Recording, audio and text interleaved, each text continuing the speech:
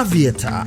Rusha ndege, ushinde. Wapi utatua? Uamuzi ni wako. Aviator inapatikana kupitia pmbet.co.tz.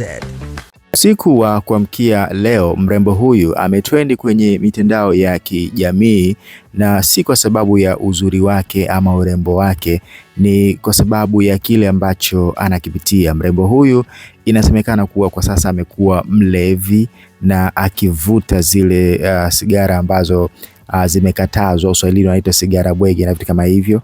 Na mrembo huyu inasemekana kuwa aliwahi kuwa girlfriend ama mpenzi wa msanii wa muziki wa Singeli D-Voice. Sasa nitakupa nafasi uweze kusikia hapa hiki ambacho amekizungumza wakati anaulizwa maswali, lakini pia hata D-Voice mwenyewe na ametoka hadharani na ameposti kupitia kwenye ukurasa wake wa Instagram. Amemposti huyu dada na kuandika, kama chizi hatokei kwenu basi hawezi kuumia, lakini pia akaomba kwa mtu ambaye yupo naye karibu huyu dada aweze kumuunganisha naye kwa sababu ni muda mrefu amepotezana na yeye anataka kuunganishwa naye ili tu aweze kumsaidia. Na unajua kwa hiki ambacho amekisema D-Voice kuwa kama chizi hatokei kwenu, unaweza kaona ni kitu cha kawaida, lakini pale ambapo umetokea kwenu ndio utajua kuwa chizi sio chizi, ni familia. Sasa hebu msikilize dada huyu akizungumza hapa, huko nikiendelea na taratibu za kumtafuta ili tuweze kufanya naye mahojiano na tukapata kufahamu